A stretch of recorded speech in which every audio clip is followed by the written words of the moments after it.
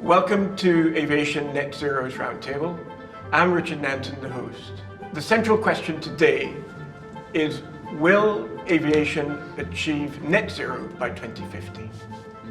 The discussion for this session will start around the fact as to whether sustainable aviation fuel is a true cornerstone of the transition or whether harder decisions need to be made.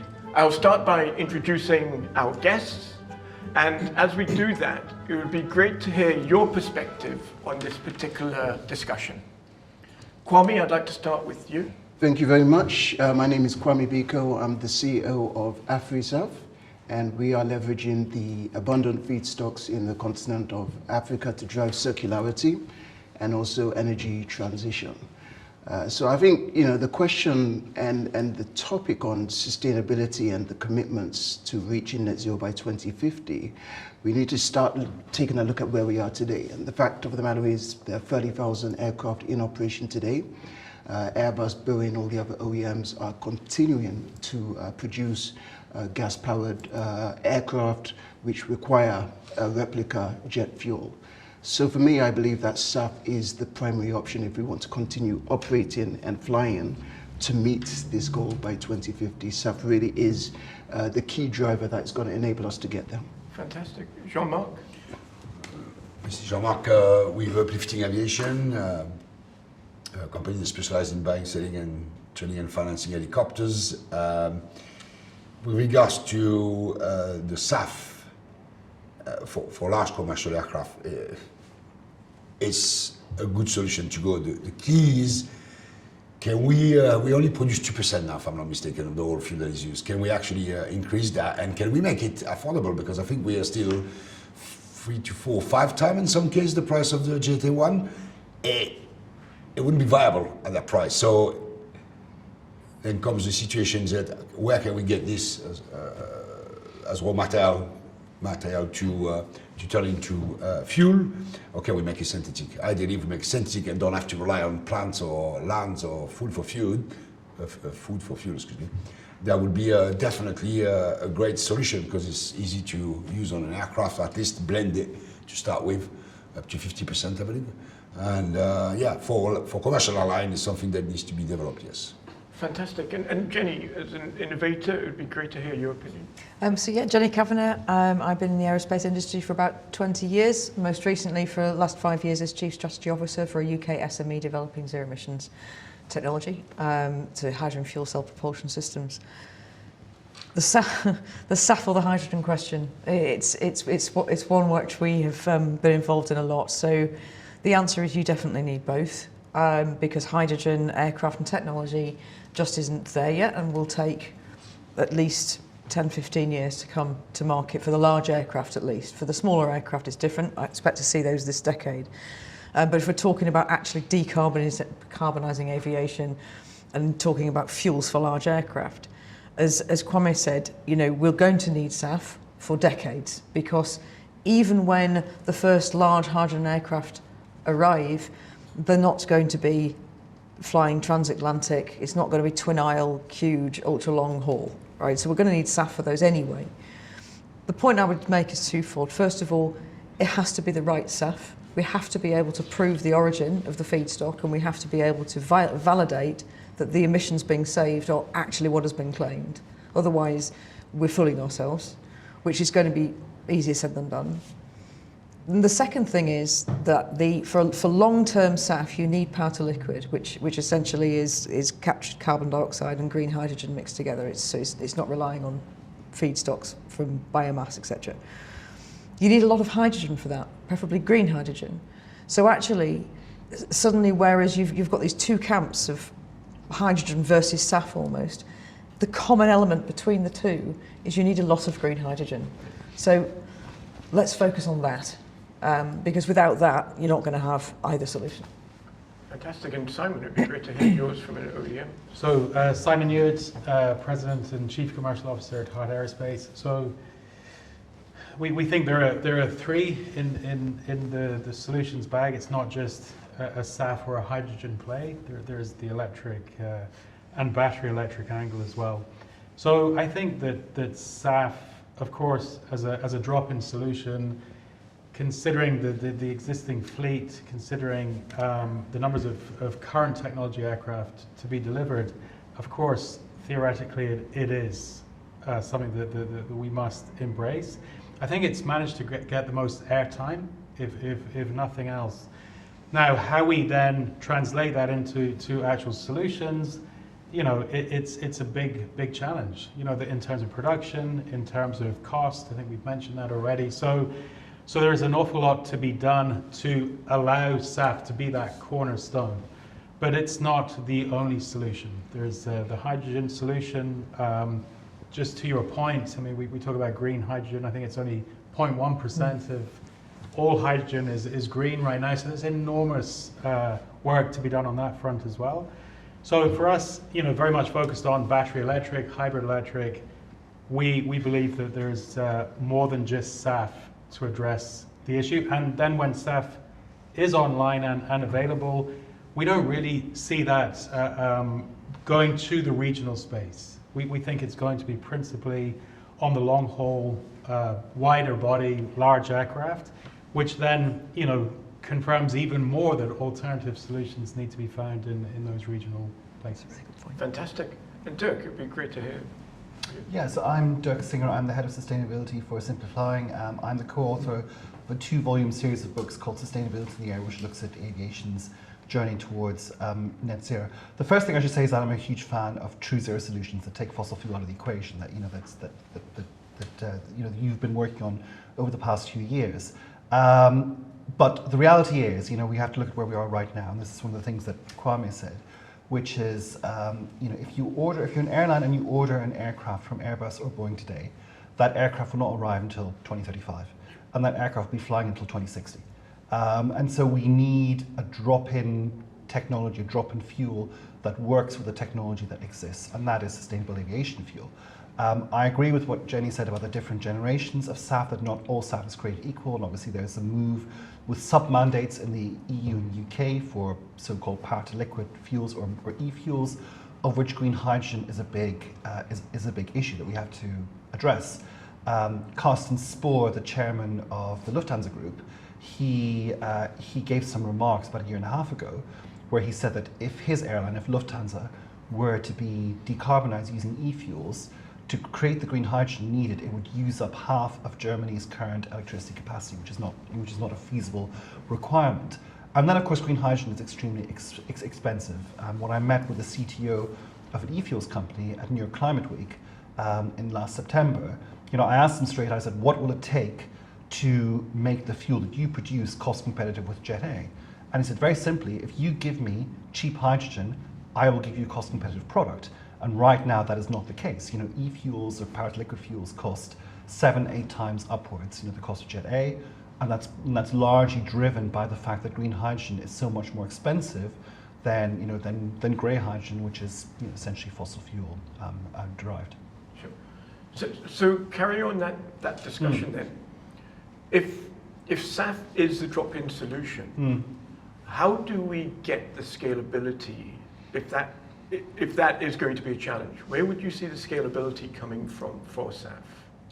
Well, I mean, you know, as so much else of what we're doing, manufacturing sustainable aviation fuel is hugely capital intensive. You know, you need to build the necessary facilities to be able to produce SAF. I mean, at SAF Congress last year in Amsterdam, I heard the statistic where one of the speakers said that right now, or as it was in May 2024, there were 33 SAF plants around the world. And he said that to meet our 2030 targets, we would need 300. And there are 160 that are in various stages of development. You know, some of them have broken ground yet. And you need to give investors the confidence so to make a several $100 million euro or pound or dollar investment to build a facility and to build a plant. And they're not going to do that unless there's a reasonable guarantee that that they're going to get a return on their product at the end of it. Now, one of the solutions, of course, is what we're doing here in the UK, where the government is committed to having a price guarantee or a price certainty mechanism. There are consultations going through right now, and that should be legislation about 2026, and that will sort of guarantee investors putting money into SAF facilities that that their product will meet a certain price at the end of it. And that's the sort of move that I think that we'll need to get this industry up and running and to meet some of these very ambitious targets that we've got. And I was going to say, Kwame, your thoughts on scalability? It's a great question, and ultimately the background I'm coming from, which is from an e-fuels background as an e-fuels supplier, this truly is the way in which we will get to scale in this sector. But we absolutely do need cheap green hydrogen costs. We need DAC to be scalable and mature, so TRL needs to really go up in that regards. Otherwise, in some regions, we will be lacking the CO2 element to create the synthetic fuels. But again, we're some way off that. I mean, there's a lot of talk on green hydrogen, but it's very scarce. What we're seeing, unfortunately, in this time is that many projects have been canned, unfortunately.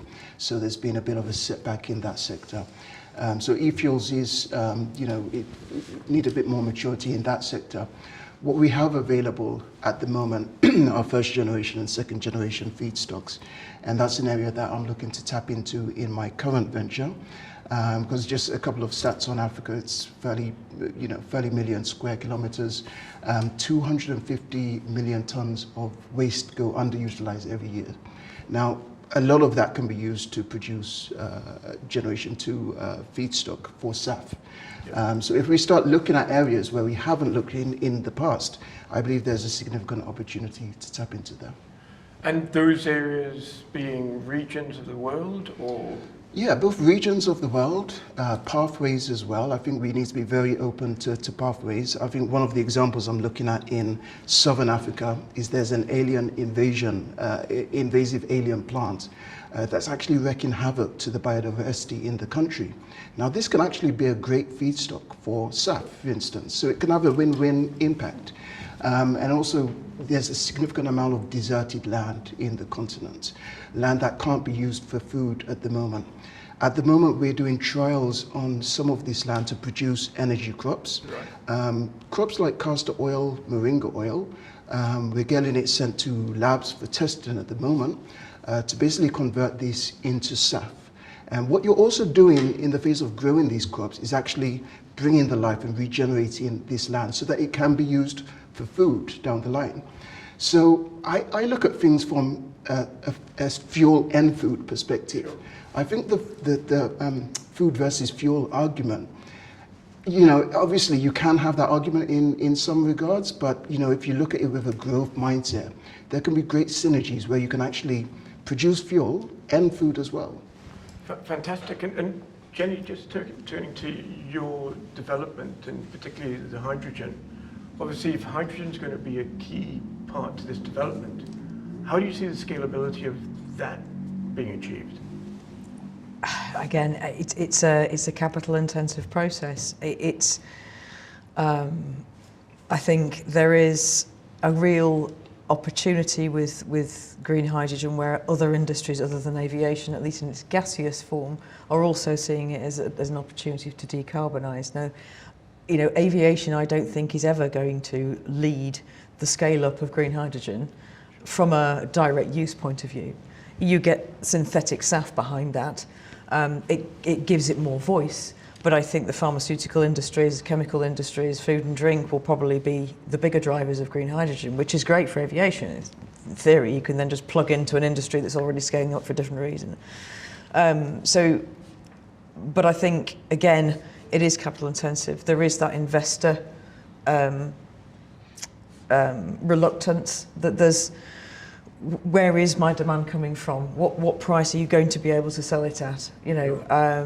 And there is, talking to a few colleagues I have in the hydrogen industry, at the moment there has been quite a recent difficulty with the investment environment where it's almost like the bigger the project you want to do, the more excited they get. But a lot of the technology isn't ready for those big projects. So again, it's a bit like the aircraft. You get forced into trying to pitch for a much bigger project than you're actually capable of doing, sure, purely to try and get the investment money in, and you end up in this kind of inertia almost. So, but I think government assistance in terms of policy is really important. I'm not talking about expecting government to pay for everything, but the leadership and the stating what is very, very important, especially in times like this when there's so much going on in the world, I think is really important because it gives investors confidence, and that's what you need. It's the confidence, right, where the revenue's going. I think that one of the interesting things, the whole hydrogen discussion, I'm sure you've heard a lot about this, is how attention is now focusing to other colours of the hydrogen spectrum. Sir Tim Clark, the president of Emirates, he's on record as being a fan of so-called pink hydrogen, and he has given interviews where he is, it's logistically a huge task what he's suggesting, but a series of small modular reactors being built on the coast of the UK and Australia to produce pink hydrogen, which is, in theory, cheaper than green hydrogen. Then, of course, you have white hydrogen, yes, which is naturally extracted hydrogen. There's a company in Colorado, Coloma, which has raised over $400 million, including from Bill Gates' Breakthrough Energy and from United Airlines Ventures. And certainly the CEO of Coloma claims that that once they actually are able to mine this stuff, that they'll be able to produce clean white hydrogen at under $1 per kilogram, which would make SAF competitive with Jet A. Now, correct me if I'm wrong, I think that they've not actually broken ground on any of this yet, so it's still a very theoretical solution. They found a hole in France, didn't they? But I don't know. Right. I think I don't know much about it. I get the impression the difficulty is how to get to it and bring it up effectively and cost effectively. And then I spoke to a company recently called Vima Hydrogen, which is doing orange hydrogen. What on earth is that? Which I think is a variation of white hydrogen, where, in simplest terms, my understanding was that, the way that the CTO just described it to me, he said that if white hydrogen is like gold mining, then orange hydrogen is like alchemy, and that they are trying to inject certain catalysts into the rock to to produce the hydrogen that way. And they've recently raised $13 million to have some test sites in the US. And likewise, he claims that that if this becomes commercially viable, they will have hydrogen that's under $1 per kilogram. So if financing and scalability is going to be a challenge with SAF and then eSAF, does that leave us a third option, which is around electrification? And does that then have its own challenges in scalability? Certainly, everything is coming with cost. It's relative cost. So if you look at the infrastructure at the moment, there is a wave of electrification already well underway. All the airports that you go to, you can see the ground support equipment. The level of adoption of electric vehicles on the ground. So that infrastructure is obviously there in place to serve and charge those vehicles. So in terms of then scaling it to then support aircraft operations, it's just about how much is coming in off airport and what needs to be done on airport. Again, this is already underway. So we're seeing it in support of the CTOL market, the VTOL market is coming. So we're obviously getting a lot of learnings from that, and in terms of what the actual cost is. Again, what kind of space you're invading with this infrastructure as well. So whilst there are costs and they do exist, our view is it's a manageable cost. It's also a familiar cost. So it's within the bounds of possibility. Much more.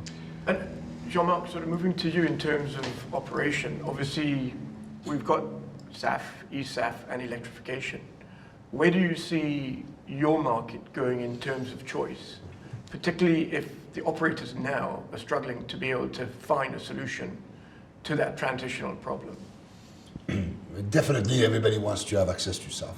There's a mandate on the helicopter, on the oil and gas operation. Everybody would like to fuel the helicopter with SAF, but with a tightened supply, as you said, it is highly likely the airline will put their hands onto it first, which then leads to what you say, Simon, about at least anything that is going to be light and regional will have quite an emphasis on battery powered. Yep. Some perhaps on hybridization. And it will have to go this way before we can not only have the problem with producing the right SAF, the right source of energy, but then you can only put so much into an engine. You know, you could go up to 50% to start with. So it's going to be an incremental progress where we're gonna see newer machine on a regional flight coming in with hybrid aviation, hopefully some of the hydrogen and battery powered. With regards to our side on helicopters, we don't have a huge carbon footprint because the usage is still low.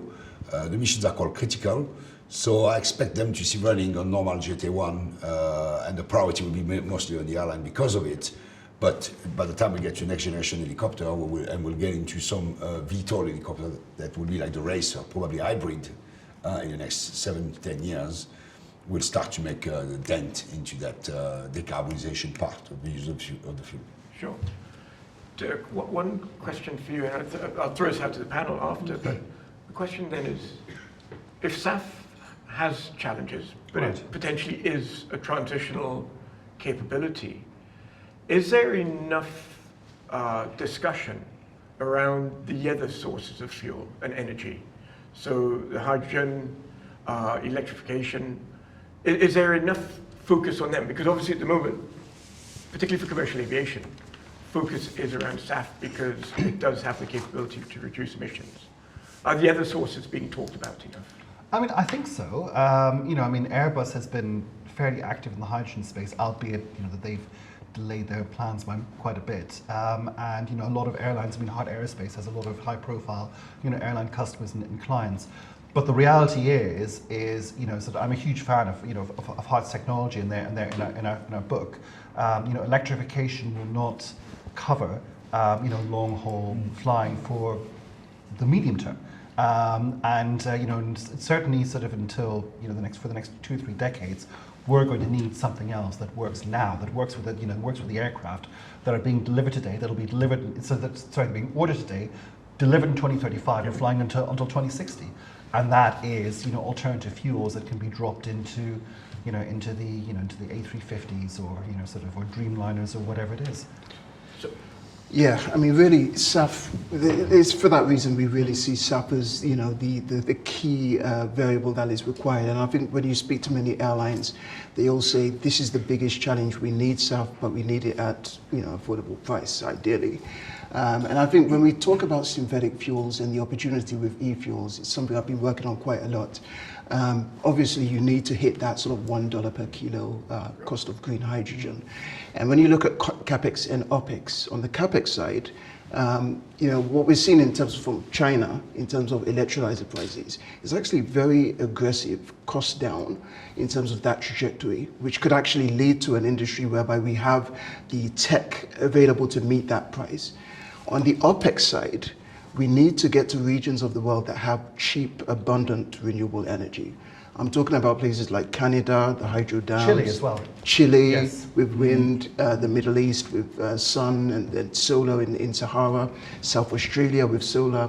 They're regions that can really produce a significant amount of renewable energy, which you just can't transport. But if you convert it into a green hydrogen and then perhaps into a synthetic fuel, then it can be exported just like conventional fossil fuel today. That's the opportunity. Brilliant. Can I chip in and disagree with Dirk, which I think is a dangerous thing to do, given his level of knowledge. But I don't think hydrogen is being talked about enough, and that's not just my biased world view. I think it comes down to my 20 years of program management. Okay, is looking at critical path and lead times. So SAF absolutely needs to be high up priority. We've got to solve those problems. But the issues with hydrogen and being able to enable it are on so much longer lead time. They are so much more ingrained in, you know, national energy policy and the hydrogen industry and all this kind of stuff. We need enough power, we need enough hydrogen, we need the actual infrastructure technology at the airports, we need the regulation as to how the hell you deal with hydrogen as an aviation fuel. That is going to take a long, long time. I don't feel like there has been an absolutely confirmed recognition that this is coming. It has to come, because otherwise the aerospace industry is not going to be able to continue on the way it's going. And we have to start now putting spades in the ground, metaphorically, as to actually how are we going to solve these infrastructure problems. and just stop talking about how big they are. And I don't see enough conversations at the top levels amongst governments and things about how that's actually going to be solved. It would be worthwhile hearing your Yeah, no, opinion. it's interesting because there was a recent study where they were plotting sort of profile and noise around positive noise around the technology and tracking against the progress technologically speaking. And I think you're right. I mean, there's been a lot of SAF is way up there. Hydrogen has been way up there. Interestingly, electrification has been rather quiet, subdued, but in terms of the progress that's being made, leveraging from the auto industry, from the marine, the common charging standards around fast charge, it's sort of just managing to move along rather nicely. But I think you're right. The other technologies that are equally important, such as the magnitude or the magnitude of the problems that are coming with that subject, it seems that almost the industry is saying, like, okay, well, that just seems ridiculous. Put that in the too hard bucket. Too big, and we'll just blame GTFs and deliveries and say we'll just tackle that for another day. It's kind of interesting as well. This week we had the news coming out of A4E. But earlier on in the week, we also had the Airbus coming out with their hydrogen. So, okay, we're not going to beat our SAF mandates, but there's Airbus saying we have solution for hydrogen. I mean, the narratives that are being spun around these subjects are very important to watch. We haven't spoken as well about other simple low-hanging fruits, like the air traffic management system. For all my career, I've heard about single skies in Europe, and we've never got there. And some of these things can make a real difference, continuous descent. So there are things that we can do, that are, should be relatively more straightforward to enact. Right, contrails. Contrails. CO2, absolutely. So again, we have a tendency to zoom into the solution that kind of is the cornerstone or whatever it may be, realize that solution is just so ridiculously enormous. Okay.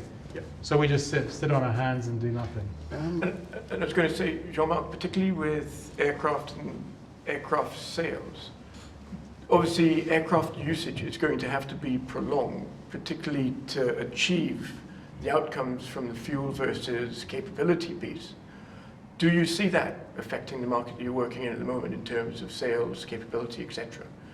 To be able to say, right, there's a transition, but we are going to have to keep older aircraft online to be able to make sure that the transition is more manageable. Well, I can definitely see on the plane side that with the supply chain, people are trying to retire old aircraft and put it back on. I can see some of them that we were discussing last time coming from the desert back into operation,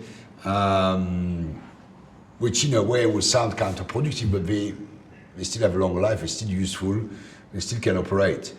I can see on new developed machine, instead, the case of the eVTOL, they have a life of 15 years. They're cheaper, but they have a shorter life. Also, they made a lot of composites, so there comes another challenge to say, oh, okay, right, how are we going to manage with that? However, like Simon said, there will be easier breakthrough because there's loads of money going into battery technology. As soon as you can achieve, I think it's 500 gram watt-hour per kilogram on a battery, we get them lighter, probably solid state to avoid them catching runaway temperature or fire. We can fast charge them, they have a longer life and they're affordable, and they're light. That would make a big game changer because now you increase the range, payload, and you could have a real, at least on a smaller machine, a real regional operation or vertical takeoff and landing operation. When it comes to bigger machines, it's always the same thing, and that intermediate seating, past the 80 seat.